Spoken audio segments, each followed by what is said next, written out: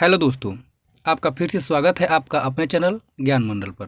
आज हम एक बहुत ही महत्वपूर्ण सूचना लेकर आए हैं, जिसमें हम वैसे विद्यार्थी जो बिहार पुलिस के रिटर्न को निकाल चुके हैं और फिजिकल के लिए बेसब्री से इंतजार कर रहे हैं, उसके लिए यह वीडियो बहुत महत्वपूर्ण होगा।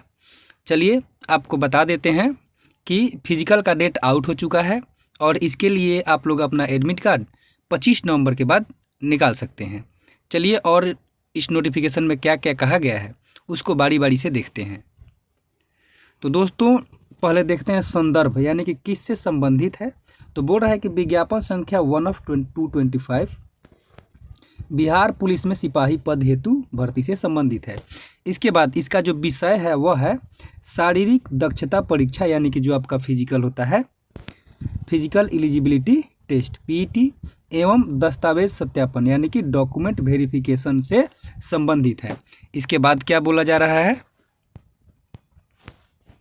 केंद्रीय चयन पार्षद द्वारा बिहार पुलिस में सिपाही पद की 19,838 रिक्तियों के विरुद्ध विज्ञापन संख्या 1/2025 दिनांक 11/3/2025 को प्रकाशित किया गया था और लिखित परीक्षा 6 चरणों में इस तारीख को हुई थी। ठीक है, लिखित परीक्षा के आधार पर पात्र अभ्यर्थियों को अगले चरण यानी कि पीईटी जो कि फिजिकल होता है, शारीरिक दक्षता परीक्षा के लिए चयनित कर परीक्षा फल दिनांक 26/9/2025 को प्रकाशित किया गया है।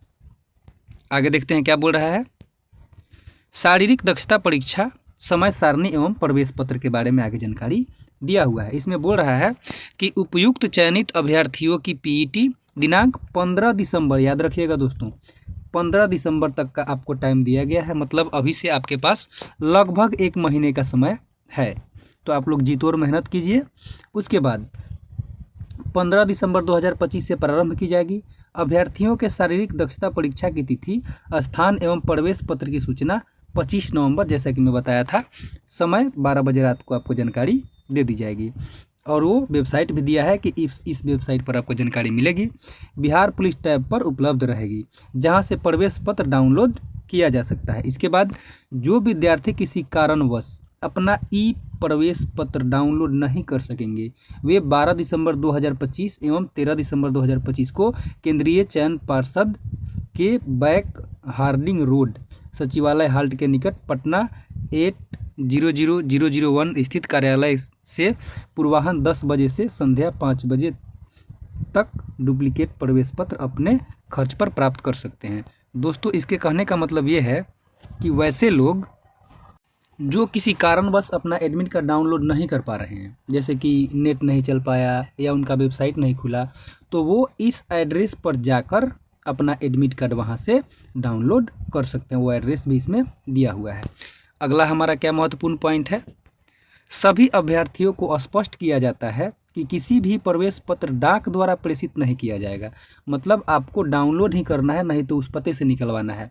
ऐसा नहीं है कि पोस्ट ऑफिस के द्वारा आपके पास भेजा जाएगा। उसके बाद बोल रहा है शारीरिक दक्षता परीक्षा में दौड़, ऊंची कूद, गोला फेंक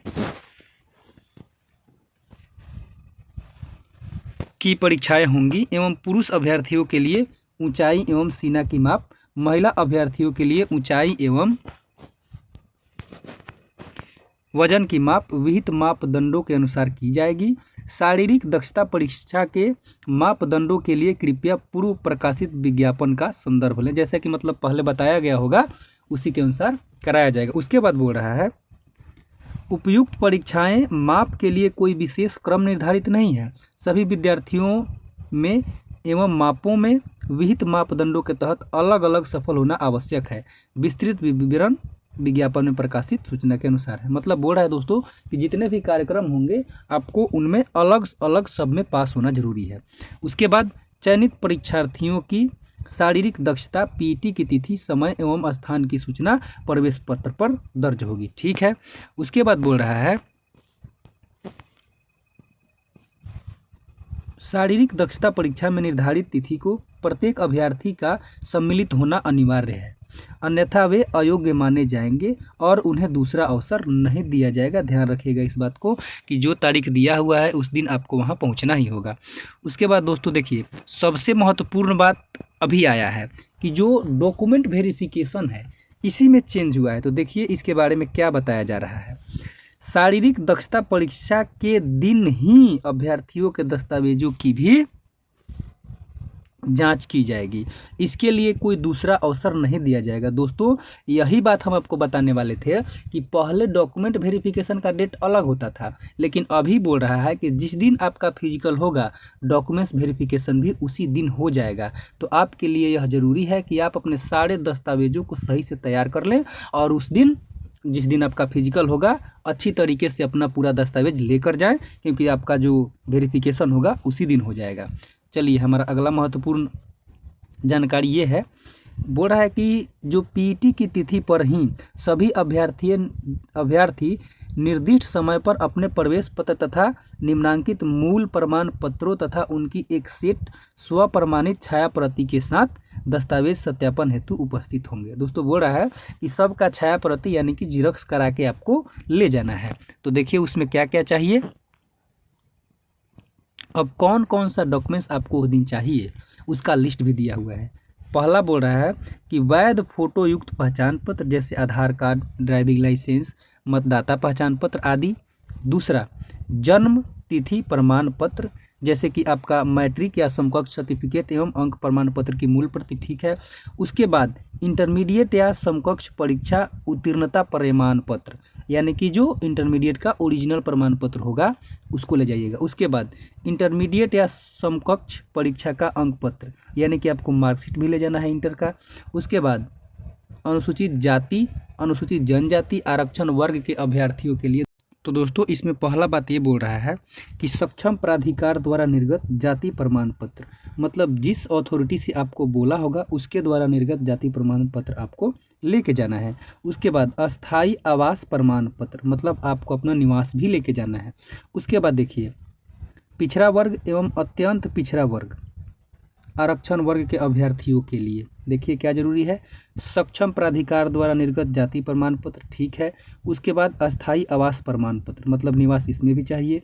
उसके बाद सक्षम प्राधिकार द्वारा निर्गत क्रीमी लेयर रहित प्रमाण पत्र, मतलब आपको एनसीएल भी लेके जाना है। उसके बाद एक और महत्वपूर्ण बात यह है इसमें कि विगत 1 वर्ष से पूर्व का निर्गत क्रीमी लेयर रहित प्रमाण पत्र होने पर सामान्य प्रशासन विभाग बिहार सरकार के परिपत्र संख्या इतना दिनांक 15/12/2017 के अनुसार विहित प्रमाण पत्र में घोषणा पत्र की संलग्न करना अनिवार्य होगा। चलिए दोस्तों हमारा अगला पॉइंट है इसमें। अब देखिए वे लोग जो स्वतंत्रता सेनानी से संबंधित है उनके लिए क्या बोल रहा है, इसको भी देख लेते हैं।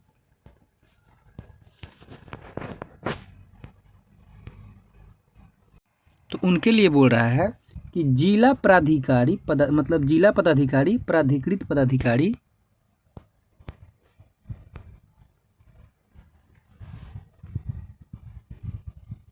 के हस्ताक्षर से निर्गत भूतपूर्व स्वतंत्रता सेनानी के पोता पोती नाती नतनी होने का प्रमाण पत्र आपको बनाना पड़ेगा। इसमें यह बात जरूरी है कि स्वतंत्रता सेनानी के उत्तराधिकारी होने पर आपको कोई भी फायदा नहीं मिलेगा।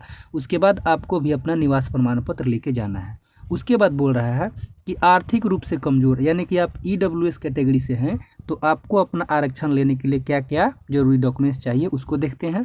बोल रहा है सक्षम प्राधिकार द्वारा वित्तीय वर्ष 2023-24 के लिए बिहार सरकार की अधिसूचना संख्या 2622 दिनांक 26/2/2019 के साथ संलग्न अनुसूची 1 में निर्गत प्रमाण पत्र आपको लेके जाना है। उसके बाद आपको भी अपना निवास प्रमाण पत्र लेके जाना है।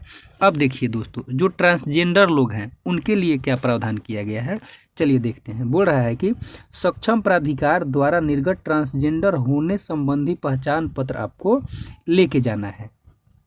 उसके बाद आपको भी अपना निवास प्रमाण पत्र लेके जाना है। उसके बाद देखिए गृह रक्षक अभ्यर्थियों के लिए क्या बोल रहा है कि केंद्रीय प्रशिक्षण संस्थान बिहार गृह रक्षा वाहिनी आनंदपुर बिहटा से निर्गत बुनियादी प्रशिक्षण प्रमाण पत्र आपको लेके जाना है। होमगार्ड का वैध आई कार्ड आपको लेके जाना है। उसके बाद आपको भी अपना निवास प्रमाण पत्र लेके जाना है। उसके बाद देखिए उपयुक्त के अतिरिक्त अन्य कोई दस्तावेज जो राज्य सरकार यथा अद्यतन नीतिगत परिपत्रों अनुसार अभ्यर्थी के दावों के सत्यापन हेतु आवश्यक हो आप लेके जा सकते हैं। अब देखिए कुछ और महत्वपूर्ण बात इसमें दिया हुआ है जिसको आप लोग ध्यान से देख लीजिए। बोल रहा है कि आरक्षण का लाभ मात्र बिहार के मूल निवासी को ही दिया जाएगा। इसीलिए आपको जितना भी आरक्षण लेने वाले कैटेगरी था सब में निवास प्रमाण पत्र मांग रहा है। उसके बाद बोल रहा है अनुसूचित जाति, जनजाति, अत्यंत पिछड़ा वर्ग एवं पिछड़ा वर्ग कोटि के आरक्षण का दावा करने वाली महिला अभ्यर्थियों विवाहित हो या अविवाहित हो, उसका भी जाति क्रीमी लेयर रहित प्रमाण पत्र पिता के नाम एवं पता से निर्गत होना चाहिए, न कि उसके पति के नाम से। दोस्तों याद रखिएगा, अगर आप महिला हैं और आपको आरक्षण लेना है तो आपको अपने मायके के यहाँ का जो सर्टिफिकेट है वो लेके जाना पड़ेगा।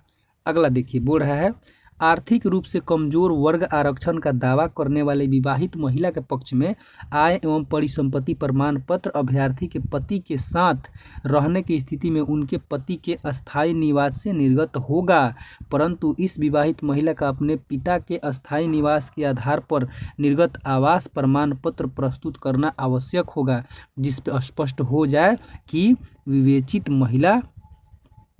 विवाहित महिला बिहार राज्य की मूल निवासी है।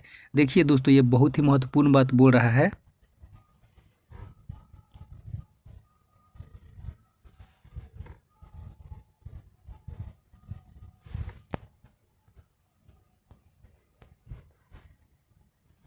इसमें ये बोल रहा है कि अगर आप ईडब्ल्यूएस कैटेगरी में हैं और आपको आरक्षण का लाभ लेना है तो आपको जो अपना ईडब्ल्यूएस सर्टिफिकेट देना होगा वो तो अपने पति के यहाँ का देना होगा, लेकिन आपका जो निवास प्रमाण पत्र है वो आपको अपने पिता के यहाँ का ही देना होगा।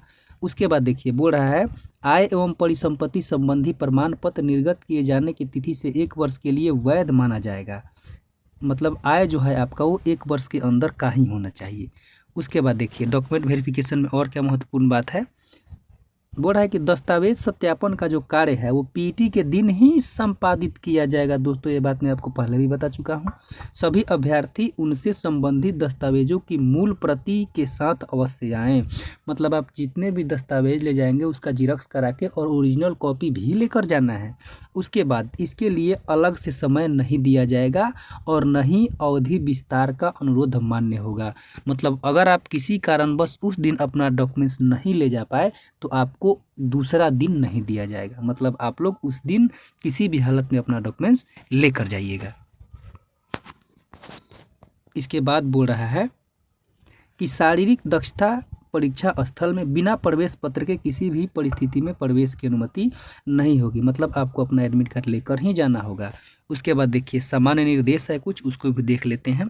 बोल रहा है कि शारीरिक दक्षता परीक्षा से पूर्व सभी अभ्यर्थियों को शारीरिक मानसिक रूप से स्वस्थ होने, गर्भवती न होने तथा इनके द्वारा किसी भी प्रकार के उत्तेजक, मादक, प्रतिबंधित दवाओं का सेवन न करने का घोषणा पत्र देना होगा। उसके बाद शारीरिक दक्षता परीक्षा में अभिलेख, संविदा आदि किसी भी प्रक्रिया में समय विस्तार का अनुरोध किसी भी परिस्थिति में मान्य नहीं होगा। मतलब आपको अधिक समय नहीं दिया जाएगा। उसके बाद सभी अभ्यर्थियों को विज्ञापन संख्या इतना में वर्णित सभी शर्तों प्रावधानों का पूर्ण रूप से पालन करना अनिवार्य होगा।